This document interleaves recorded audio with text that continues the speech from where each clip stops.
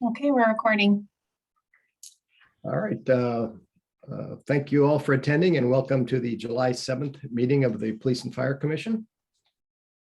You all should have received let's start with the roll call. Vice President Boyle Roloff. Here. Commissioner Dorf. Here.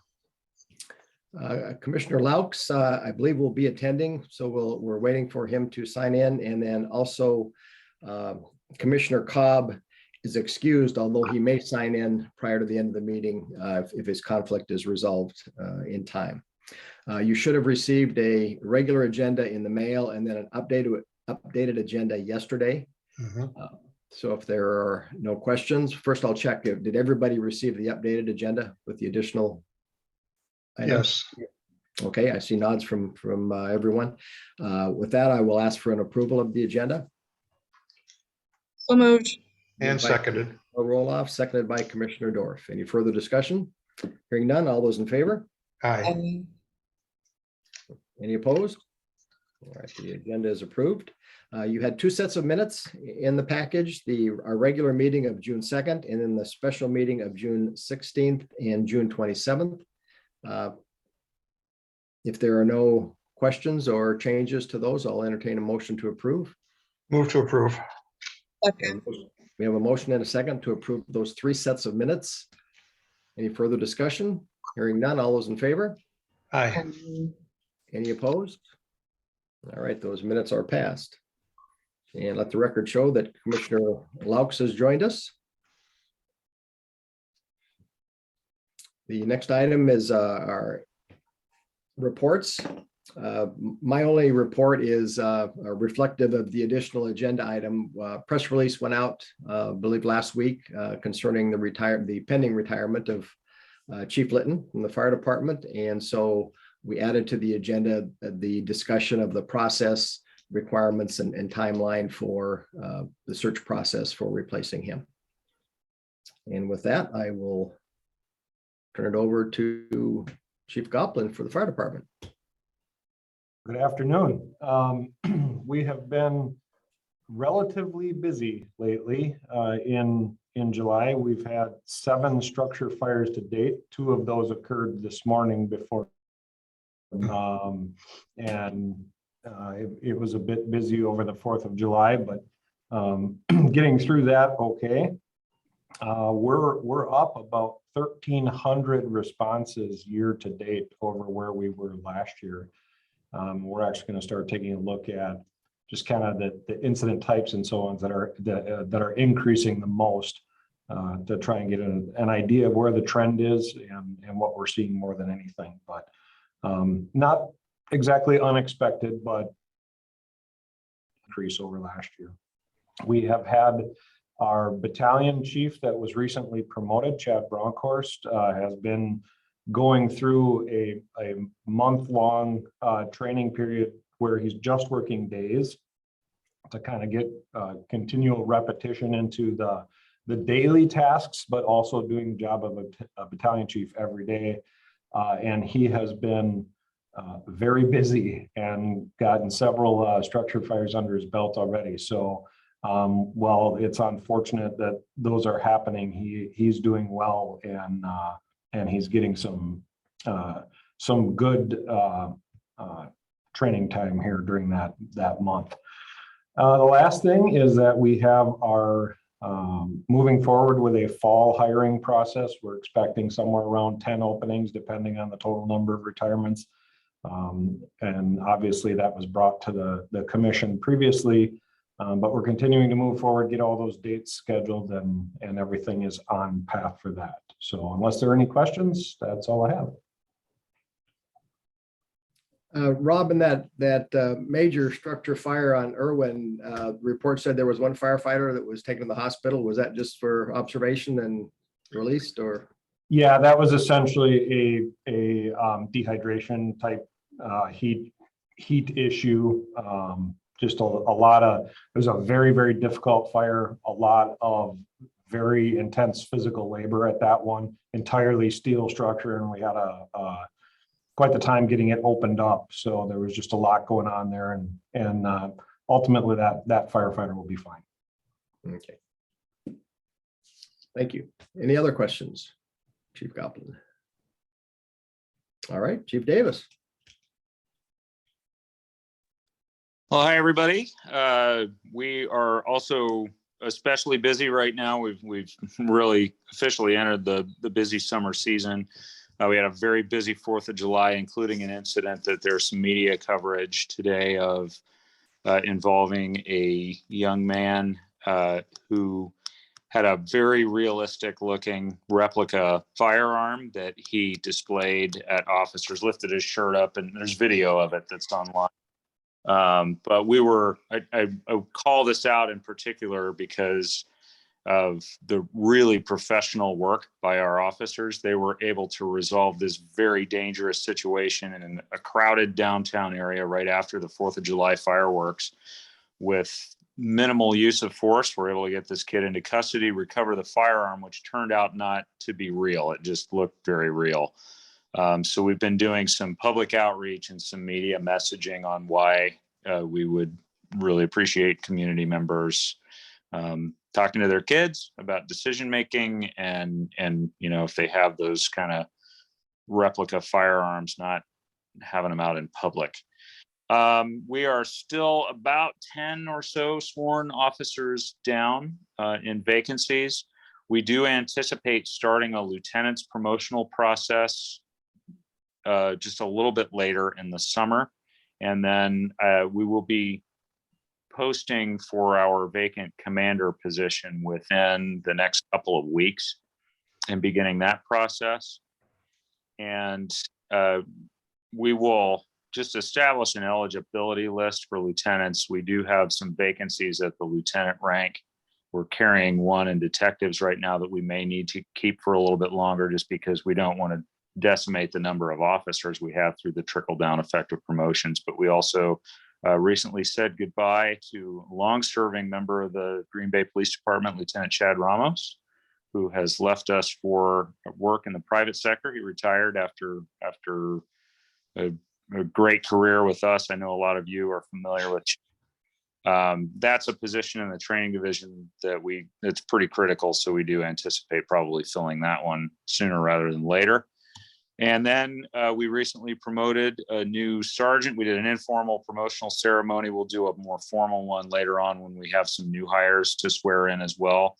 But we've been able to overhire by one sergeant so that we can get this sergeant up and running and some training into him before we anticipate having another sergeant retire in September. And so that is pretty much it from the Green Bay Police. All right. Any questions for Chief Davis?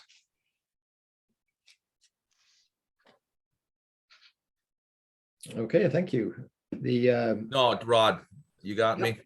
I'm Sure. a little slow here. I'm up in God's country, the UP right now, so I apologize if the internet's not the best. But Chief, do you anticipate a good group for the lieutenant's test? I know when I was leaving, there seemed to be some kind of compression there.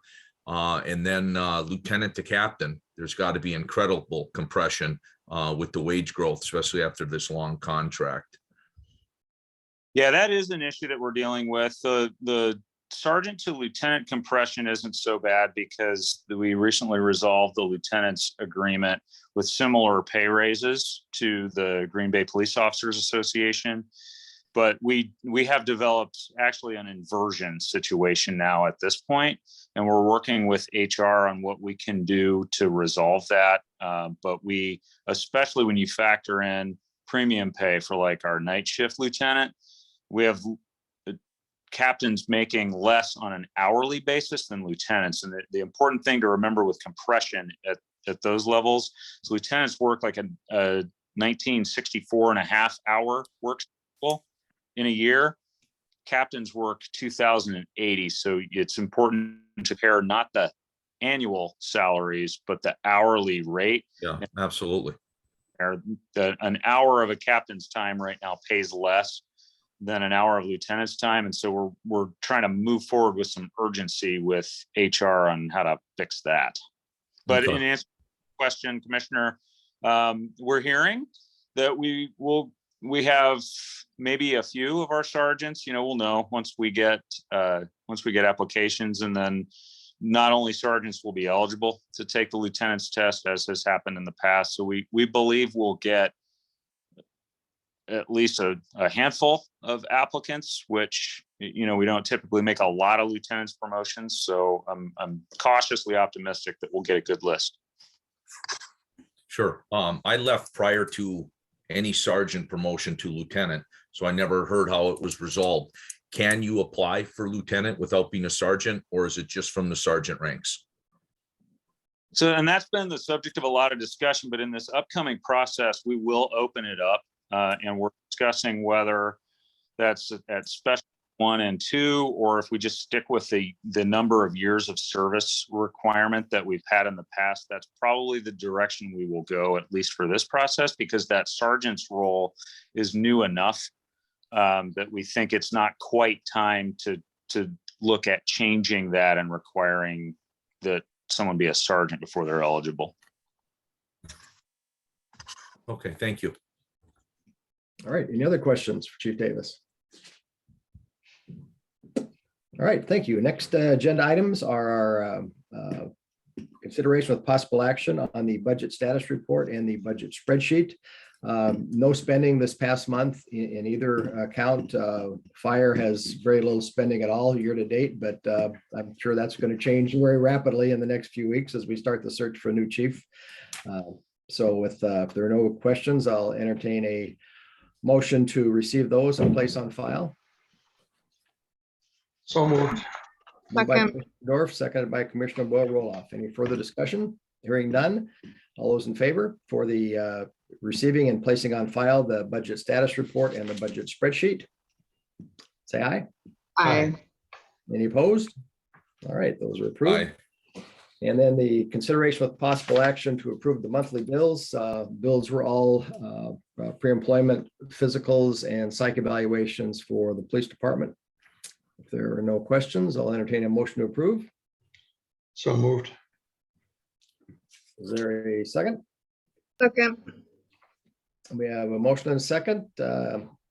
Any further discussion? Hearing none, all those in favor? Aye. Aye. Opposed? All right, we'll pay the bills. Next item, discussion with possible action regarding the recruitment and selection process for the fire chief. Melanie and I had some discussions and took a look at the requirements we had back in 2013 when we hired Chief Litton. And I wanted to discuss whether those would still be appropriate, or if the commission thinks we should make any changes to the minimum education and experience requirements. And then I'd like to discuss the rough timeline and then verify any blocks of time that any of the commissioners won't be available. So we will know to avoid those and can add those into the process. Ideally, if we could name the new chief and have them in place prior to Chief Litton leaving so that there could be some overlap, I think that would be a very good thing. So I would target to do that if at all possible in this process.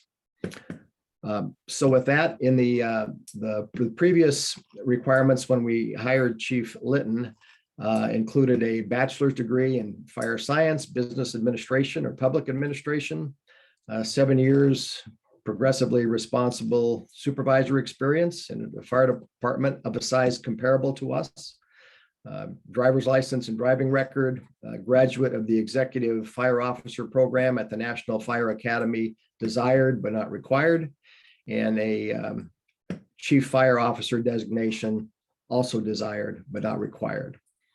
So any thoughts or discussion on whether those would continue to be appropriate or they should be amended in some way? And Rod, we do have a preference for a master's degree as well, Okay, which is very similar to our police chief. all right. Melanie, I know in the police world, the FBI Academy kind of counts as a master's. Does the fire world have something similar or no? And maybe this is a question for AC Goplin, but we've got that executive fire officer program and the chief officer designation. Do those correlate at all, Rob? I guess the way that I would answer that is I think they're very similarly situated in relationship between EFO and the FBI Academy. The FBI Academy is, I believe, just a little bit longer. I think it might be 2 weeks longer in duration.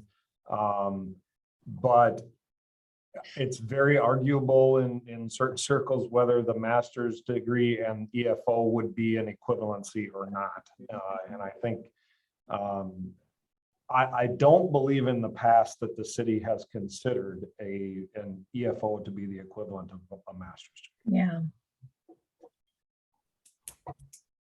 Okay, thank you.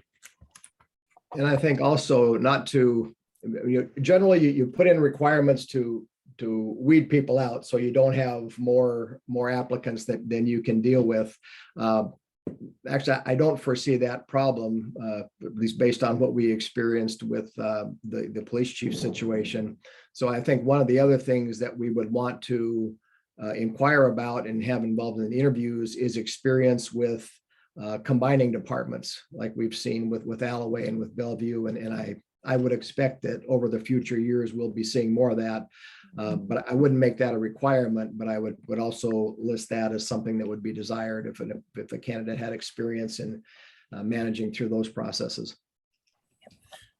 Rod, are you talking about jurisdictions, or are you talking about public safety as combining police and fire?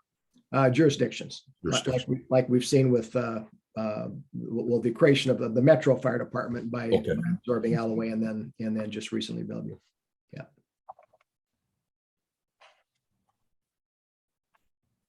Okay, any other thoughts or changes to that? Okay, with that, since we've not made any material changes to it, I don't think we need any kind of a motion to do that. Next item was timeline. Melanie and Jen, typically how long have we left the advertisements open? For police chief, and then the last time we recruited for a fire chief, we advertised for about 6 to 8 weeks, and that was to meet the deadlines and publication dates for this comprehensive list of sources that we used, which HR is going to recommend that we use the same advertising sources that we used for the last chief recruitment. And I did review this list with AC Goplin. He agreed that it was a good list and that there were sources on there that he hadn't thought of. So we should be in pretty good shape. And then in addition to those web pages, we're also looking at sending out information to the Illinois, Iowa, Minnesota, Michigan, and Indiana, as well as Wisconsin Fire Chiefs Association. Okay. So what we did the last time is we advertised for 6 to 8 weeks with a notation that we're going to recruit until filled, but that we would initiate the screening of the applications by like that 6 to 7 weeks out, just so that we can keep the process moving along. Okay. So if are we capable of starting that process by the middle of July, middle of this month? Sure. I think we could look at developing our flyer and advertisement. It's just going to require a few tweaks. So by the end of next week or first part of, what is that, the week of 18th. the 18th? Yeah. Okay. We should So be able to conceivably by early September, we could be reviewing applications and winnowing down to some potential finalist candidates. Right. In fact, when I mapped this out, Okay. so if we begin advertising the week of the 11th or 18th, we could probably look at releasing the applications to the commission the week of August 22nd, on or around there, give or take a few days. And then give you folks a couple of weeks to review those. And then what we did the last time at either a regular meeting or special meeting, the commission got together.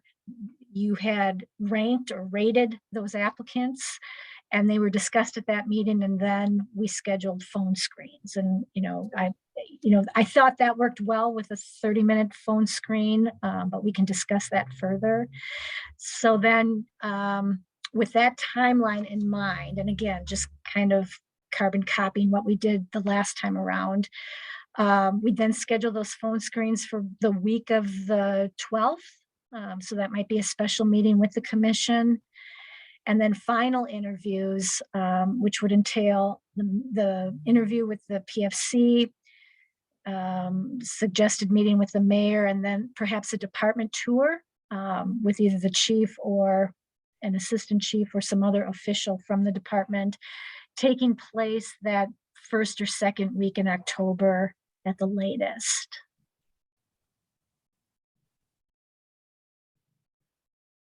Okay. And I think also we would include visits with the village presidents of Alloway and Bellevue too. Yes, good point.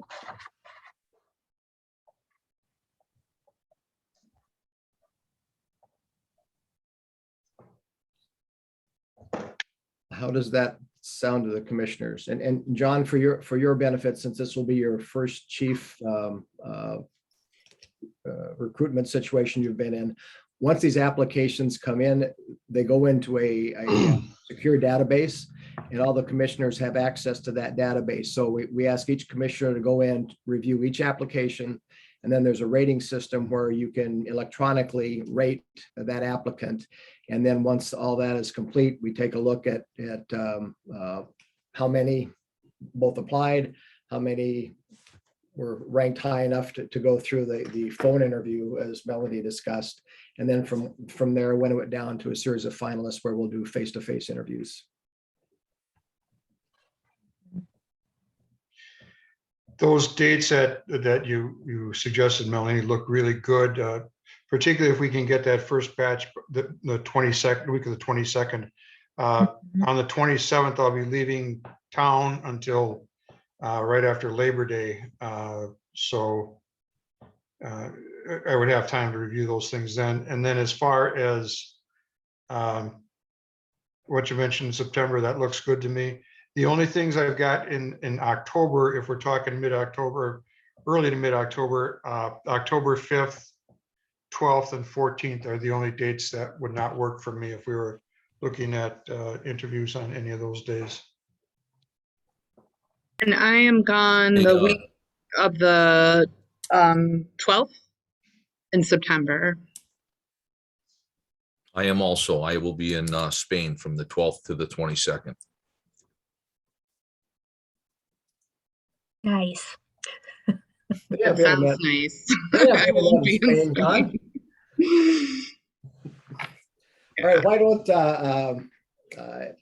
don't I ask each commissioner then to certify what they just said and send Melanie a list of that, so she'll have a written documentation of areas to avoid. And Sure. And we can reconstruct this, change the dates a little bit, but that'll be helpful. And a question, you mentioned like phone interviews. Would that be like Zoom to do like 30-minute Zoom things or no? We could do it via Zoom. That's new technology since our last chief hire in 2013. Or we could do face-to-face. I mean, it's more than anything, it's more of just a screening to help whittle our pool down if needed. I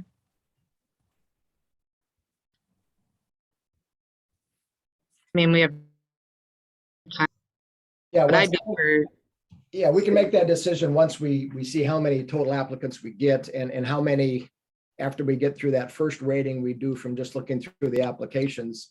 If if we have 30 people that made the cut, then we would need a process to winnow those down. If we had 5 that made the cut, maybe we don't do the phone interviews and just go right into the face-to-face. We'll Right. make that decision based on the candidates and what kind of attributes they bring to the party.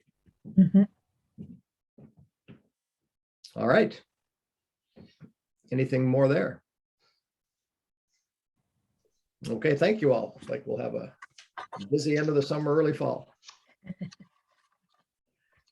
The next item is consideration with possible action on the review of patrol officer candidate backgrounds. So the commission may convene in closed session pursuant to sections 19.885, paragraph 1, sub C and F, Wisconsin statutes to consider employment, promotion, compensation, or performance evaluation data of any public employee over which the governmental body has jurisdiction or exercise responsibility.